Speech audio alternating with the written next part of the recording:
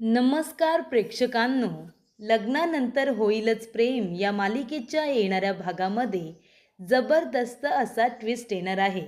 तर प्रेक्षकांनो, इथे आता पार्थ काव्यावरती रागवलेला असतो, पण तरीसुद्धा मनामध्ये काव्याबद्दलचं जे प्रेम आहे ते प्रेम अजून काही निघून गेलेलं नसतं.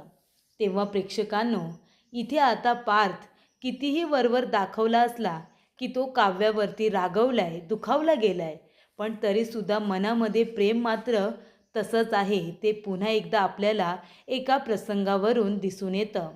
कारण प्रेक्षकांनो, आपण बघितलं इथे काव्याने पार्थला आता रेड वेल्वेट पेस्ट्री ही पाठवलेली असते. कारण त्या पेस्ट्रीबरोबर त्यांच्या खूप जास्त आठवणी आहेत. रेड वेल्वेट पेस्ट्री ही काव्याची आणि पारची दोघांची सुद्धा फेवरेट आहे. आणि त्याचबरोबर त्या पेस्ट्रीसोबतच्या ज्या काही आठवणी आहेत त्या पुन्हा एकदा ताज्या व्हाव्या अशी काव्याची इच्छा असते. आणि म्हणूनच तिने रेड वेल्वेट पेस्ट्री ही पार्थसाठी पाठवलेली असते आणि ती त्या व्यक्तीला पार्थला द्यायला सांगितलेली असते. पार्थला खरं तर राग आलेला असतो, पण नंतरला तो एक अन्नाचा अपमान होईल म्हणून पार्थ ती पेस्ट्री फेकून देत नाही आणि फ्रीजमध्ये ठेवतो. मग आता काव्याने दिलेली पेस्ट्री जर पार्थला खायची नाही आहे तर त्याने सहज फ्रीजमध्ये ठेवायला हवी होती. पण तरीसुद्धा पार्थ तसं करत नाही. ती पेस्ट्री कुणी खाऊ नये म्हणून त्याने आतमध्ये ठेवलेली असते आणि त्याच्यावरती भाजी ठेवलेली असते. दुसरा एक डबा ठेवलेला असतो, जेणेकरून कुणी जर फ्रीज उघडला तर रेड वेल्वेट पेस्ट्री कुणालाही दिसू नये. म्हणजे काव्याने दिलेली पेस्ट्री फक्त पार्थच खाणार असं त्याने मनामध्ये ठरवलेलं असतं. पण प्रेक्षकांनो, रम्याला पार्थचा आनंद बघवतो कुठे? म्हणूनच इथे रम्याने ती पेस्ट्री आता खाल्लेली असते. आणि म्हणूनच प्रेक्षकांनो, येणाऱ्या भागामध्ये इथे आता काव्याने दिलेली पेस्ट्री रम्याने खाल्ल्यानंतर पार्थने रम्याचं थोबाडच फोडलेलं असतं आणि रम्याला चांगले खडेबोल सुनावलेले असतात. त्यामुळे प्रेक्षकांनो, पुन्हा एकदा काव्यावरील पार्थचं प्रेम किती अतूट आहे, किती जास्त आहे हे सगळ्यांच्या लक्षात आलेलं असतं. आणि त्यानंतर प्रेक्षकांनो, इथे आता गुरुजींनी नंदिनीला एक कानमंत्र दिलेला असतो आणि त्याचबरोबर एक सल्ला. तर गुरुजींनी नंदिनीला सांगितलेलं असतं की तू जीवाची आयुष्य रेषा आहेस आणि त्यामुळे तुला जीवाची साथ सोडून जमणार नाही. तू जर जीवाची साथ सोडलीस तर त्याच्यावरती संकट येतील, म्हणून तुला त्याच्या बरोबरीने राहायचं आहे. त्यामुळे प्रेक्षकांनो, आता गुरुजींनी दिलेला संकेत हा नंदिनीला माहिती आहे की नक्कीच काहीतरी वाईट होणार. तेव्हा नंदिनी म्हणते की मी आता हट्ट करणार नाही आहे. मला आता जीवांना एक संधी तर दिलीच पाहिजे. जे काही घडलं त्याच्यामध्ये कुणाचीही चुकी नव्हती, परिस्थिती वाईट होती. पण जेव्हा मी रुसले होते तेव्हा त्यांनी माझा राग घालवला होता. ते रुसले होते तेव्हा मी त्यांचा राग घालवला होता. आता पुन्हा मी रुसले तर ते माझा राग घालवण्याचा प्रयत्न करतायत ना, तर मी त्यांना एक संधी देणार. आणि म्हणूनच प्रेक्षकांनो, इथे आता जीवाने संधी मागितलेली असते आणि नंदिनीने ती दिलेली असते. आणि नुसती संधी देत नाही, तर इथे नंदिनी जीवाला मिठी मारत एक संधी देते. त्यामुळे प्रेक्षकांनो, ज्या आता दोन जोड्या ह्या तुटायच्या वळणावरती असतात त्या पुन्हा एकदा एकत्र आलेल्या असतात. आणि नुसत्या एकत्र आलेल्या नसतात प्रेक्षकांनो, त्या अशा काही घट्ट झालेल्या असतात की कुणीही तिसरी चौथी व्यक्ती त्या जोडीला एकमेकांपासून वेगळी करू शकत नाही. अशा रीतीने प्रेक्षकांनो, येणाऱ्या भागामध्ये कशा पद्धतीने या गोष्टी पुढे घडत जातात, उलगडत जातात ते आपण सविस्तरपणे बघूया. प्रेक्षकांनो, आपण बघितलं काव्याने ठरवलंय काहीही झालं तरी तेही लग्न मोडू देणार नाही. तिने ठरवलंय मी हे सिद्ध करून दाखवणार की लग्नानंतर होईलच प्रेम आणि ते मी करणारच. तेव्हा प्रेक्षकांनो, नंदिनीने जीवाला सांगितलेलं असतं की मी तुमच्याजवळ 3 महिन्यानंतर डिवोर्स घेणार होते, तो मी आता फास्ट ट्रॅकवरती घेणार आहे. आणि जीवाला खूप मोठा धक्का बसतो. जीवाला ही गोष्ट अजिबात आवडत नाही आणि तो नंदिनीला कन्व्हिन्स करत असतो की असं काही करू नकोस. पण नंदिनीला आत्ता अपराध्यासारखं वाटतंय की मी माझ्या बहिणीचं प्रेम तिच्याकडून हिरावून घेतलं. पण प्रेक्षकांनो, खरं तर आता ह्या प्रेमाची त्या दोघांनाही गरज नाही आहे, कारण ऑलरेडी ते दोघेजण एकमेकांपासून खूप दूर झालेत. एकमेकांबरोबर ते पुन्हा एकत्र येतील असं ते स्वप्नातही बघू शकत नाही. त्यामुळे प्रेक्षकांनो, इथे काव्याला पार्थबरोबरच आपलं आयुष्य जगायचं आहे आणि जीवाला नंदिनीसोबत. त्यामुळे इथे नंदिनी पार्थला महान होण्याची आता गरजच नाही आहे. तेव्हा प्रेक्षकांनो, नंदिनी म्हणते की मला फास्ट ट्रॅकवरती डिवोर्स हवा आहे, जीवा द्यायला तयार नाही आहे. आणि एका बाजूला काव्याला आता आपला संसार वाचवायचा आहे, पण त्यासाठी मी काय करू असा प्रश्न तिला पडलेलाच असतो. त्यासाठी ती आता एक एक प्रयत्न सुरू ठेवत असते. तेव्हा ती म्हणते की मी आता एक काम करते, माझ्या बोक्याला मी रेड वेल्वेट पेस्ट्री पाठवते, जी तिने पाठवलेली असते आणि पार्थने ती कपाटामध्ये ठेवून दिलेली असते. आणि तेव्हाच प्रेक्षकांनो, पार्थला सतत वाटत असतं, काव्याने माझ्यासाठी जी पेस्ट्री पाठवली आहे ती मी खाऊ का? की पुन्हा त्याला आठवत असतं की तो तिच्यामुळे दुखावला गेला आहे, की तो पुन्हा ती पेस्ट्री खात नसतो. असं करत करत आता पार्थला झोपसुद्धा येत नसते आणि रेड वेल्वेट पेस्ट्री कुणी खाईल म्हणून त्याला काळजीसुद्धा वाटत असते. आणि तेव्हा प्रेक्षकांनो, इथे आता रम्याला झोप येत नाही. रम्या किचनमध्ये येते आणि फ्रीजचा दरवाजा उघडते. तेव्हा प्रेक्षकांनो, फ्रीजचा दरवाजा उघडल्यानंतर इथे रम्याचं लक्ष त्या बॉक्सकडे जातं. ती म्हणते हे काय? तेव्हा ती पेस्ट्री आता बाहेर काढते, बघते तर रेड वेल्वेट पेस्ट्री. ती रम्याला आता खावंसं वाटतं. रम्या म्हणते बाप रे, किती छान पेस्ट्री आहे, मी तर आता खाणारच आहे हिला. तेव्हा प्रेक्षकांनो, ती आता छान चम्मच वगैरे घेऊन एक प्लेट घेऊन त्याच्यामध्ये रेड वेल्वेट पेस्ट्री काढते आणि ती आता खात असते. आणि तेवढ्यातच प्रेक्षकांनो, पार्थला आपल्या रूममध्ये काही झोप लागत नाही. त्याला असं वाटत असतं की जाऊ दे, जे काही झालं गेलं ते विसरून निदान मला आता पेस्ट्री तरी खाऊ दे, त्याशिवाय मला झोप पण येणार नाही. तेव्हा पार्थ आपला काम वगैरे सगळं काही बाजूला ठेवून तो इथे आता पेस्ट्रीजवळ येतो आणि तो जाऊन फ्रीज उघडतो. रम्या डायनिंग टेबलवर बसून छान आता पेस्ट्री खात बसलेली असते आणि तेवढ्यातच पार्थ जातो आणि तो फ्रीज उघडतो आणि बघत असतो. त्याला कुठेच तो बॉक्स दिसत नाही.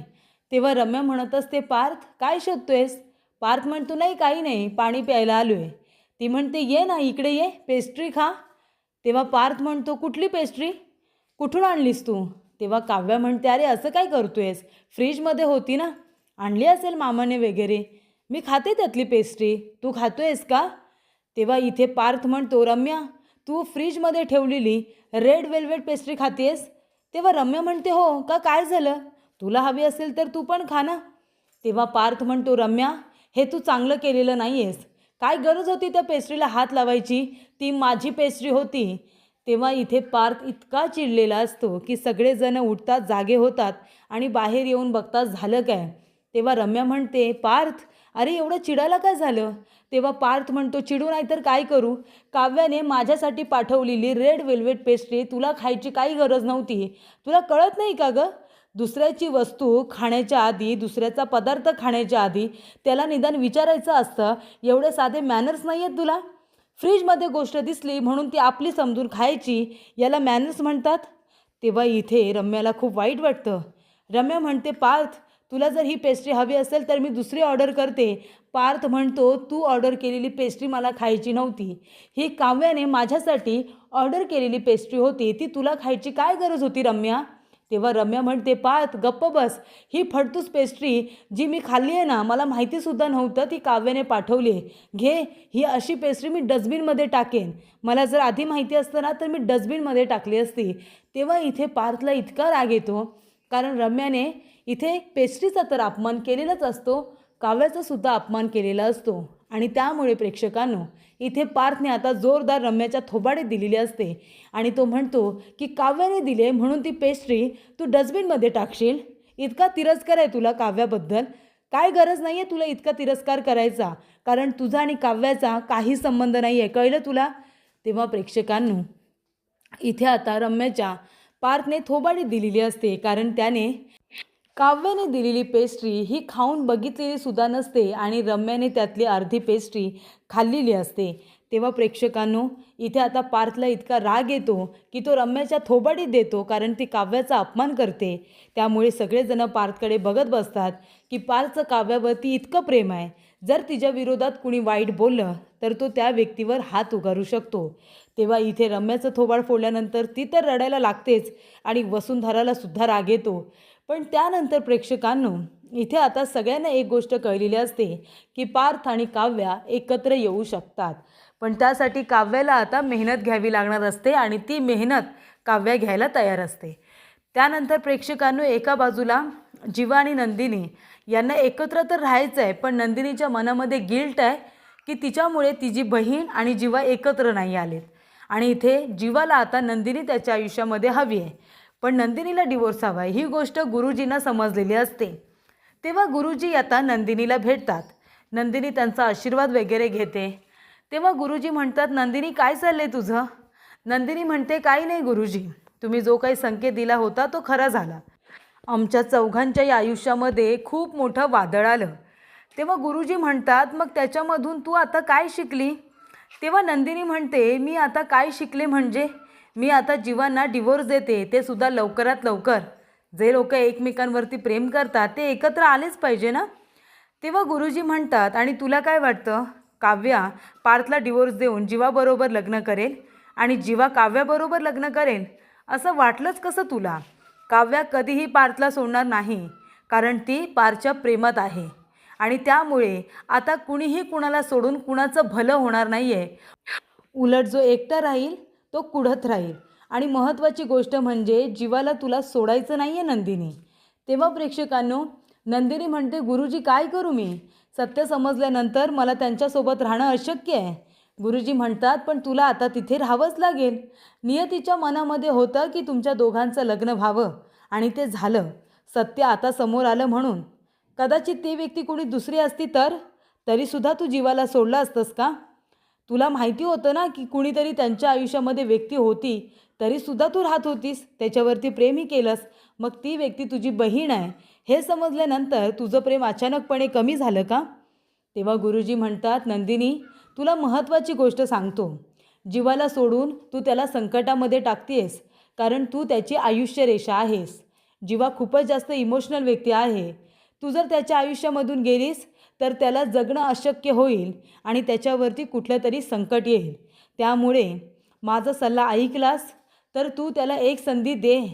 संधी देऊन तू छोटी होणार नाही आहेस आणि जे काही गिल्ट आहे ना मनामध्ये ते काढून टाक, कारण तिथे फक्त तुझं मन गुंतलेलं नाही आहे तर जीवासुद्धा आहे आणि तिकडे दुसरी जोडी काव्य आणि पारची सुद्धा आहे. ते सुद्धा एकमेकांवरती प्रेम करतात. त्यामुळे एकाने त्याग केला तर कुणीतरी एक सुखी होईल. हा जो काही तुमचा समज आहे तो बाजूला काढून ठेवा.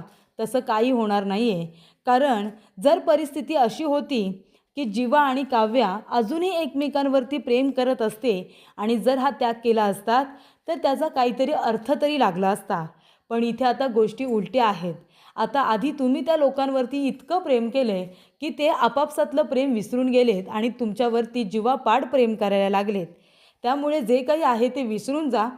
त्यांना आपल्या आयुष्यामध्ये एक एक संधी द्या आणि त्या संधीचं सोनं करा. तेव्हा नंदिनी घाबरते. ती म्हणते की जीवा माझ्याकडे संधीच तर मागतायत, मग मी का त्यांना संधी देत नाही आहे? तेव्हा इथे नंदिनी जीवाला मंदिरामध्ये भेटायला जाते. ती म्हणते, जर मी जीवाच्या आयुष्यातून निघून गेले आणि जर त्यांच्यावरती कुठलं संकट आलं तर मी स्वतःला कधीच माफ नाही करू शकणार. त्यामुळे प्रेक्षकांनो, इथे आता जीवाला भेटायला नंदिनी मंदिरामध्ये जाते आणि ज्या क्षणी इथे जीवा म्हणतो, नंदिनी प्लीज फास्ट ट्रॅकवरती डिवोर्स घेऊ नको, नाहीतर ते डिवोर्स पेपर मी फाडून टाकेन. तेव्हा नंदिनी म्हणते, त्याची आता वेळच येणार नाही आहे. तेव्हा इथे जीवा म्हणतो, का? नंदिनी म्हणते, कारण मी तुम्हाला एक संधी देण्याचा निर्णय घेतला आहे. जे काही सगळं बिनसलं आहे तुम्हाला सावरायला येतं ना, मग तुम्ही सगळं काही सावरा. तुटलेलं तुम्ही जोडा, तुम्ही नीट करा. मला पण बघायचं आहे, मला तुम्हाला एक संधी देऊन बघायची आहे. तेव्हा इथे प्रेक्षकांनो, इथे आता नंदिनीने जेव्हा जेव्हा जीवाला संधी दिली, जीवाने स्वतःच्या जीवाची बाजी लावत ती संधी पूर्ण करून दाखवली. आनंद निवासच्या वेळी जे काही घडलं ते आपण सगळ्यांनी बघितलंच. त्यामुळे जीवाला खूप आनंद होतो. तो नंदिनीला घट्ट मिठी मारतो. तेव्हा नंदिनी म्हणते, जीवा, मी तुम्हाला संधी दिली आहे. माझा तुमच्यावरती पूर्ण विश्वास आहे की तुम्ही या संधीचं पुन्हा एकदा सोनं कराल. असं समजून आता प्रेक्षकांनो, काव्य आणि पार्थ हे सुद्धा एकत्र राहणार आहेत आणि जीवा नंदिनीसुद्धा लवकरच एकत्र येणार आहेत. दोन्ही जोड्या ज्या तुटण्याच्या वळणावरती आहेत त्या न तुटता आता एकत्र येणार आहेत, हे मात्र नक्की.